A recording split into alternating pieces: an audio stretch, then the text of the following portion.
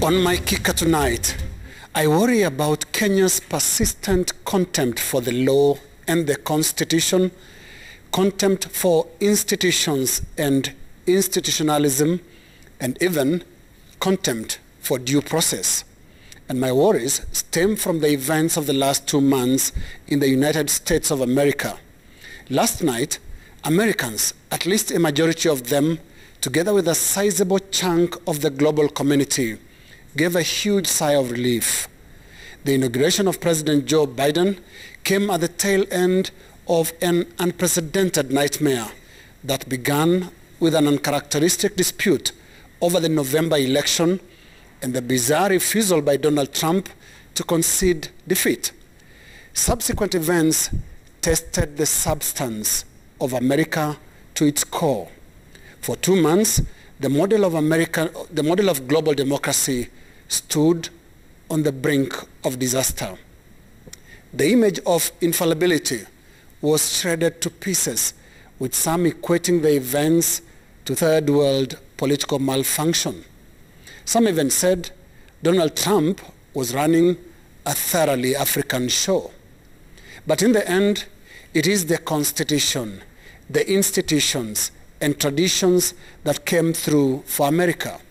We watched yesterday as Americans followed every arrow and signpost of their over 200-year-old Constitution. We watched as courageous secretaries of state bravely stood by the election results and laws of their states, one of them firmly standing by the law as President Trump sought favors on telephone.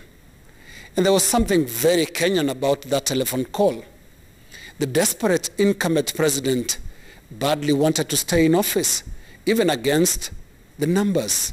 And he asked the Secretary of State of Georgia to, quote, get some votes. Trump needed 11,780 votes to overturn Biden's win in the state of Georgia. He repeatedly urged him to alter the results of the presidential vote in the state. The Secretary of State for Georgia, a Republican just like Trump, refused to break the law and, more importantly, declined to bend or compromise his personal integrity. Take a moment to imagine a Kenyan context and a similar telephone call. In fact, take it further and copy-paste the whole American situation of the last 2 months to Kenya. How would it have played out? What would have been the response of an election official to that presidential phone call and instruction to get some votes? It is rather obvious that such a request for 11,000 votes can even produce 1 million votes. Let's try the big one now. An incumbent president, Donald Trump, defeated in the elections by a clear margin, refusing to concede and tries to stay on in the office. How would that have played out in Kenya? My imagination is running wild with tragic, even if hilarious scenarios.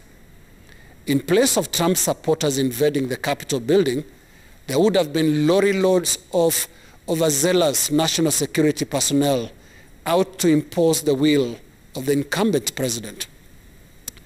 The certification of the vote by Congress would have been violently dispersed with tear gas canisters and batons.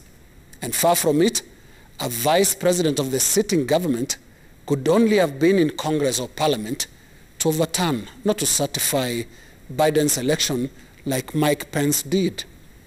In short, there would not have been a transition from a losing sitting president to a new one as stipulated in the American Constitution on the 20th of January, which is why I worry tonight about our persistent culture of taking for granted laws, the Constitution, the institutions, and even good traditions. All it takes for us to have another post-election bad season is a sustained poor attitude towards the law, the Constitution, order, and the culture of force often perpetuated by an unquestioning, integrity-averse, and partisan establishment. The last 2 months in America is a testimony that the law can work for people and a country. And the law works well when respected by everyone, and especially when everyone is below that law, as Donald Trump painfully found out. And so, our test is coming in 2022, a year we must transition from one president to the next. And this is not even to say that 2022 will have any similarity with the just concluded American test. Indeed, we are yet to ever see a sitting president in Kenya lose an election and concede. When that ever happens, only then can we say we have taken the Trump and Biden test. That is my kicker.